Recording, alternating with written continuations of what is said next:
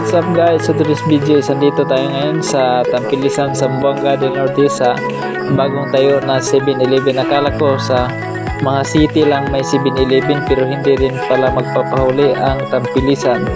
Kaya arat na mga Tampilisanon.